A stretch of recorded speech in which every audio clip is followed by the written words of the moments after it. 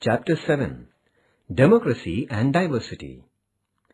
So far, we have studied the meaning of democracy and role of political parties in democracy. Now, in this chapter, we are going to study the meaning of diversity. We will also study in this chapter the relationship between diversity and democracy. All people in the society are never alike. Even if you look at your own town, what do you find? Some people are living in the town since last 2 generations, while some others have settled here only during the last 10 or 20 years. Some among them may be living outside Maharashtra before coming here. Some may have come from Rajasthan, some from Odisha or Orissa, and some even from Nepal and Tibet. Do all people from your town speak Marathi at home, or do they speak the language other than Marathi? People from different regions, speaking different languages, and following different sects and religions, inhabit in any town and city. Such distinct nature of language, religion, region, culture, etc. is called diversity. There is one difficulty in organizing people on any single social basis. Suppose we decide to organize people only on the basis of the language they speak, but people speaking that language will have considerable internal diversity. Imagine that someone is trying to organize all Gujarati-speaking people. They may come together on the basis of Gujarati language and culture, but some among them would be city dwellers and some would be living in villages. Gujarati women will say that we are surely interested in the issue of Gujarati language, but our main concerns are about women's labor. How about that?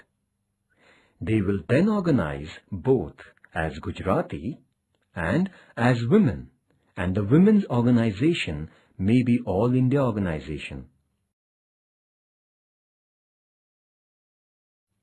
You know that democracy allows people to come together and pursue their demands. Therefore, in a democracy, when there is a diversity, it leads to formation of different groups making political demands based on that diversity. In this manner, democracy always gives rise to political groups based on religion, language, or region. In the last chapter, you have studied political parties. Do you remember from that chapter the regional or state level parties in India? Such parties engage in politics based on the demands and expectations of the people in the respective states. This is one example of the politics in a society having regional diversity.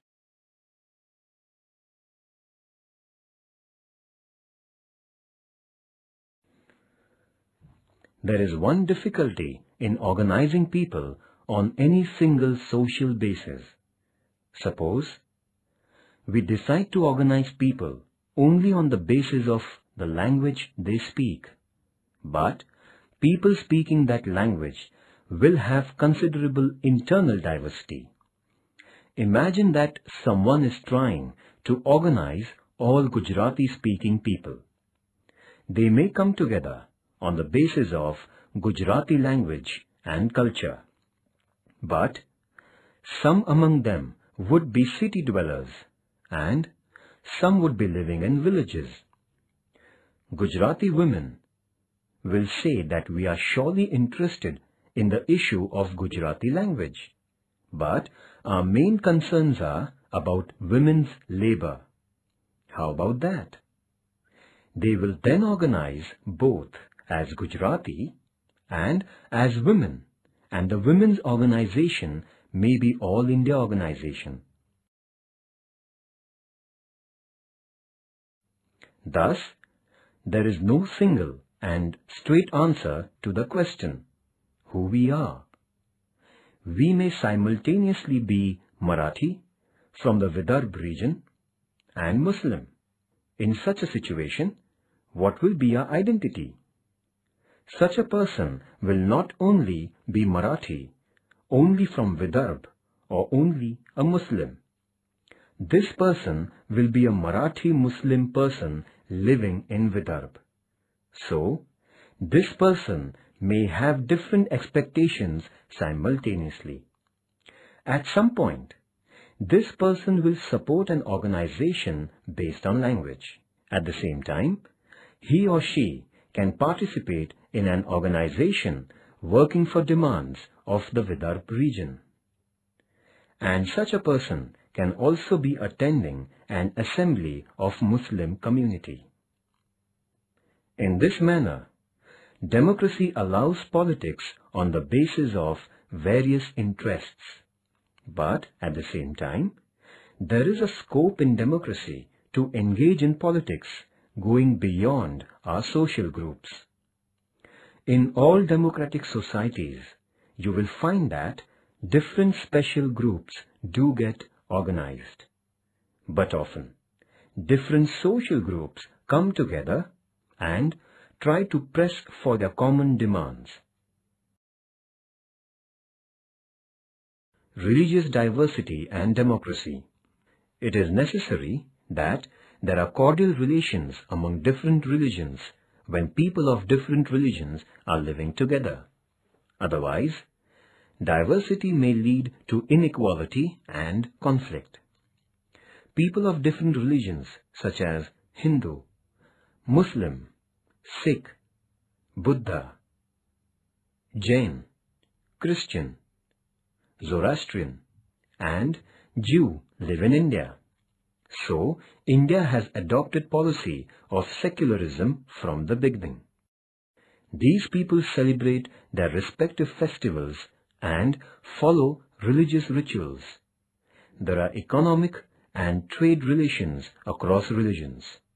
Many a times, people also participate in each other's religious functions. But sometimes, people of different religions experience situations of difference of opinion, competition, and even tension. In such situations, government has to intervene and regulate the situation. In other words, religious diversity leads to different types of relations such as tolerance, cooperation, competition, and conflict. Some measures are adopted to ensure peaceful coexistence of people of different religions. The most important measure is to allow every person to adopt a religion of his or her own choice and faith, and follow the religion in worship and prayers. This is called freedom of religion. The second measure is that government must treat persons of all religions equally.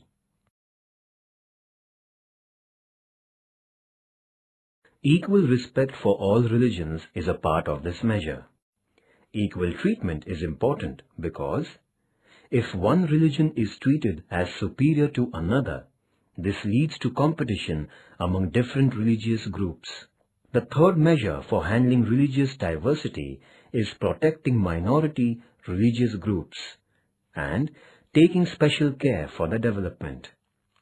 If this does not happen, it would lead to backwardness among some religious communities. Economic and educational backwardness among one community produces an atmosphere of mutual distrust among religious communities. Therefore, it is necessary to take every caution about equal development of people belonging to all religions.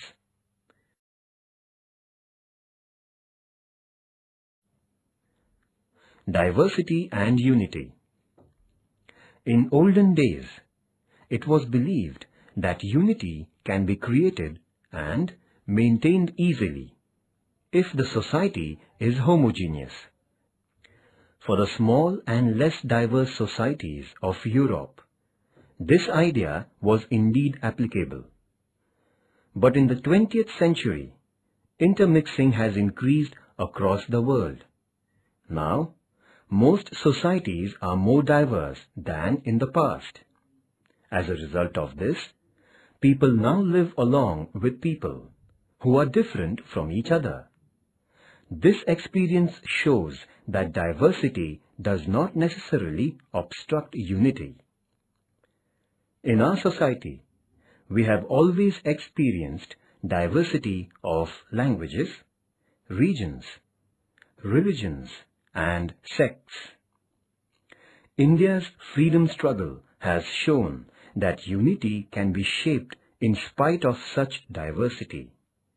That is why India is an important example of the claim that unity and diversity can coexist. Caste diversity. The most prominent example of inequality in India is that of caste system. Indian society consists of castes.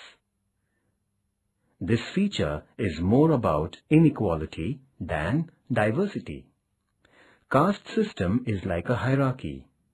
In this hierarchy, some castes are supposed to be upper and some lower. Traditional caste system even treated some castes as untouchables. Among the castes treated as lower castes, traditionally, there is a high proportion of persons engaged in lower occupations and low incomes. These castes also have lower proportion of the well-educated persons. This makes the concern of caste as the central concern. In the last 100 years or so, India has witnessed many anti-caste movements. These movements aimed at the abolition of caste system. In modern times, Mahatma Phule was the first to emphasize that the true measure for ending caste inequality is to end caste. Shahu Maharaj also tried for the development of backward castes. This same view was expressed in southern India by Periyar Ramaswamy Nekar. Dr. Baba Saheb Ambedkar also constantly argued and worked for the abolition of untouchability and caste.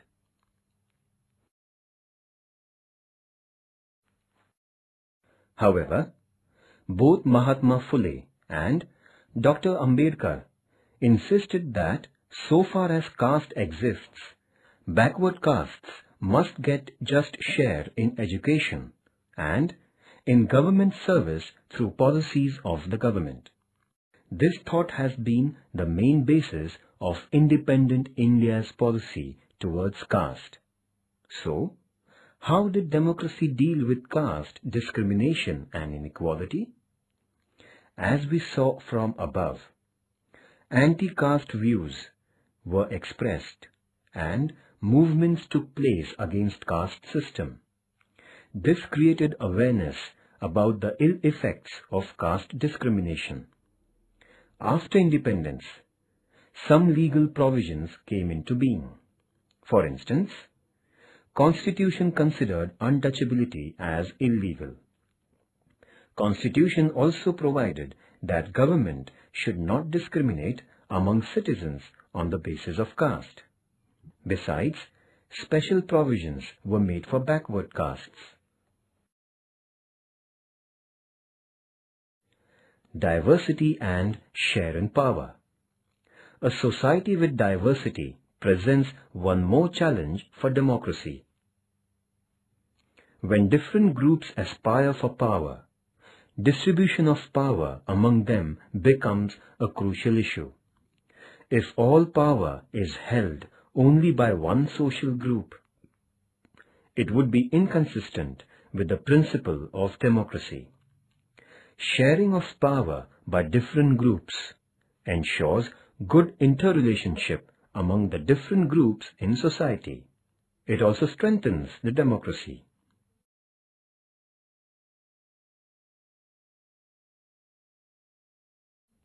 Distribution of power in a federation.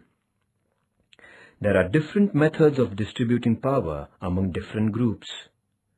A decision about these methods is taken by considering the situation in the country concerned.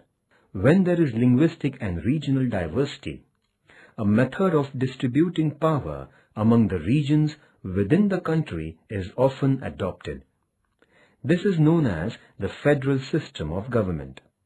Under this form, the Constitution itself creates governments at the regional level and decides the powers of the regional level governments. This makes it possible for people from each region to take decisions as per their needs. Decisions regarding the region's language, culture, or local practices are not imposed on any region. The decision about the extent of the powers of the regional governments is made by the constitution of the concerned country. Such distribution of power is an important way of maintaining democracy and diversity simultaneously. India has adopted such federal system.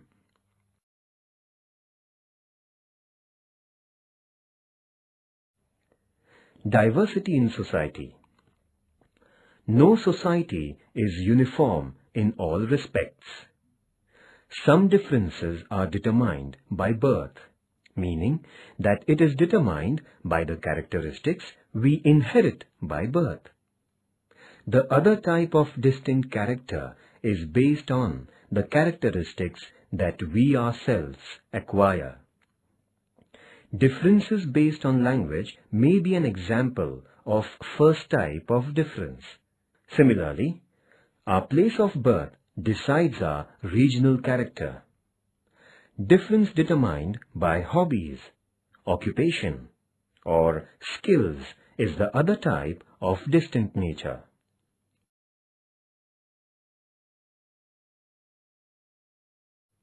When we say that we are Marathi-speaking people, it means that we are born in a Marathi-speaking family.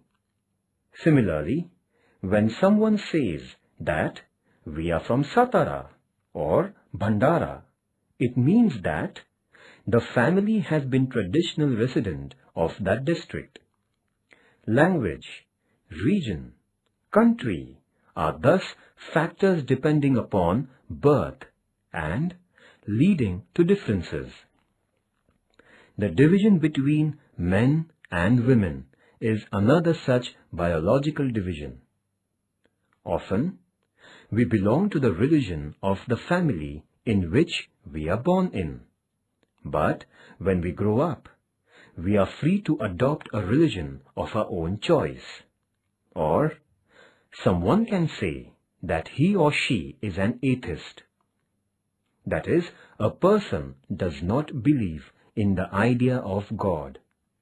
In this sense, religion and faith are factors that depend on a person's own choice.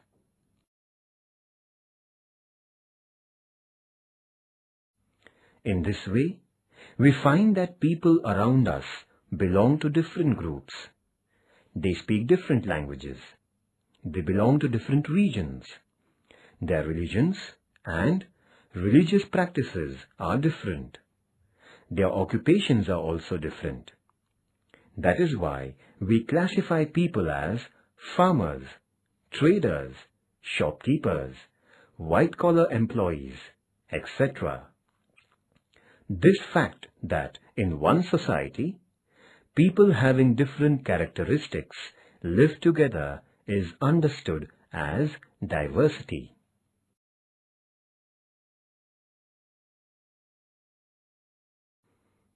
Normally, we do not find any society that is completely homogeneous. Some societies are diverse and others comparatively less diverse. For instance, the Chinese society, spread on a huge land stretch, is homogeneous in terms of language. This means that Chinese is the only language spoken there. In contrast, many small societies are multilingual. That means that there are many people speaking different languages.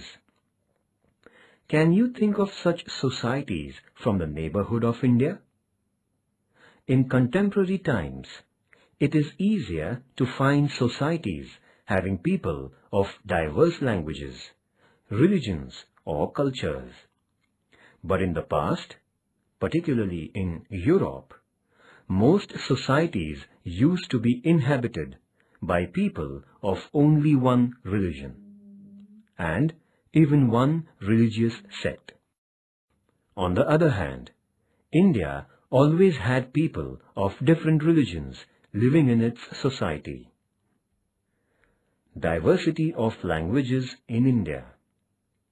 When the census is conducted in India after every 10 years, every person is asked her or his religion and language.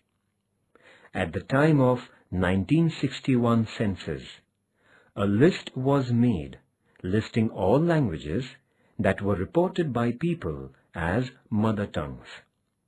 It listed as many as 1,652 languages. Even after classifying these languages into groups of major languages, we still have more than 100 languages. In our Constitution, 22 languages are listed. You will find these languages in the 8th schedule of our Constitution.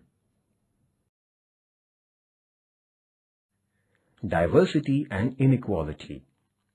One question emerges when people of different languages, religions, and regions are living together. This question relates to their interrelations. Many times, one particular group aspires to be more powerful and dominant. It claims that it is superior to others. This produces not only competition among different groups, such claims also produce inequality. Main concern of democracy is to ensure that in spite of diversity, relations among groups have to be cordial and egalitarian. Inequality between men and women. The division of human society into males and females is in fact based only on biological differences. But actual social relations are always based on unequal relations between men and women. All societies in the world witness secondary treatment given to women as compared to men. Even in the family, women has less power, and most often, family property is in the name of the male persons from the household.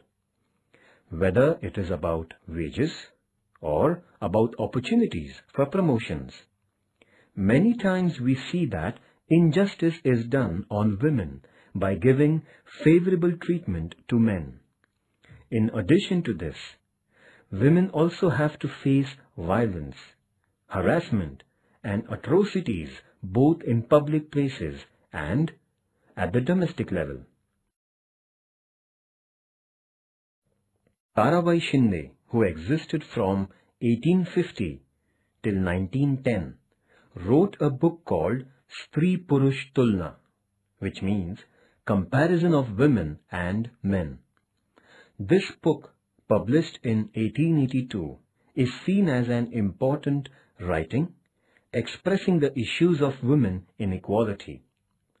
Tarabai hails from a family residing in Buldhana in Vidarbha. Her family belonged to the Satya Shodhak ideology and was the follower of Mahatma Phule. Kranti Jyoti Savitribai Phule, wife of Mahatma Jyotiba Phule, was renowned as pioneer of women's education and served as first lady teacher cum headmistress in the state of Maharashtra. Her role in widow remarriage is most noteworthy. Her birth anniversary is observed as Stree Mukti Din in Maharashtra. During last 100 years or so, many organizations of women raised their voice against this injustice perpetrated against women. This led to women's movements. Many democratic countries made laws for reducing the inequality between men and women. This has made it possible for women to aim for equal development. In many countries, even after the introduction of democracy, women did not have the right to vote in elections. Due to the pressure of women's movements in the 20th century, gradually, many countries granted the right to vote to women. In the case of India, after independence, our constitution granted to all citizens, irrespective of gender, right to vote right from the first election itself. Though women got the right to vote, the number of elected women representatives is very low in most countries even today. To rectify this, various measures are adopted.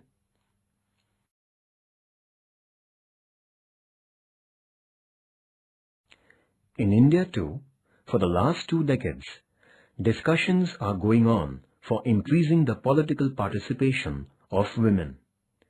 Efforts are also going on to provide reserved seats for women in Lok Sabha and state legislatures.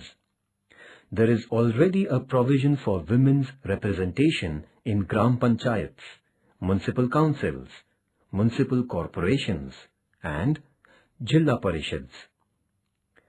Maharashtra government has increased the reservation for women representatives local government level to the extent of 50% since 2011.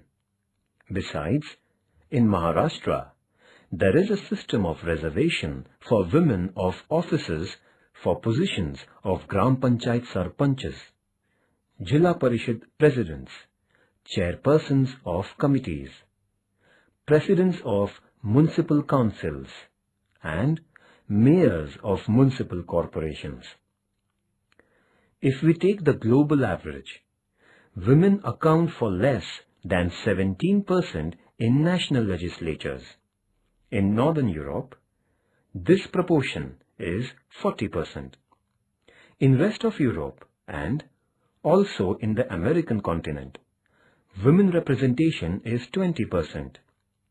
In Asia and Africa, it is barely 16.5%.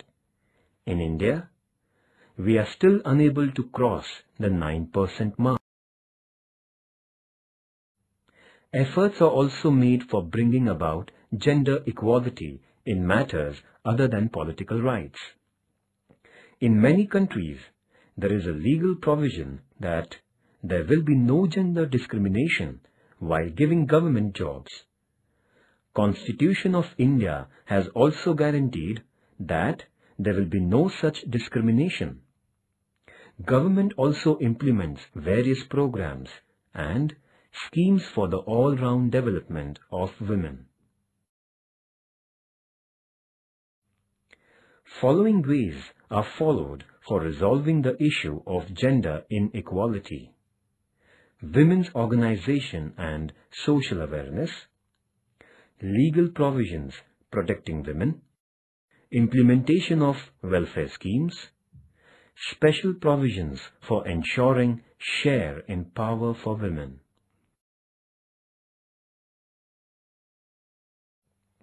Summary. What is the summary of all that we studied so far? We saw that all societies have diversity of languages, regions, sects, religions, etc. When there is diversity, it is possible that different groups may have unequal relations. If that happens, it leads to social and political problems. And due to this, democratic societies face the challenge of retaining diversity and yet reducing or abolishing inequality. Governments in the democratic societies have to take the main responsibility in this regard. A democratic society has to fulfill 5 responsibilities with respect to diversity. First, to retain diversity. Second, to ensure amicable and egalitarian relations among different groups. Third, to set aside differences that lead to inequality. Fourth, to govern without discrimination. And fifth, to ensure fair share in power for different groups.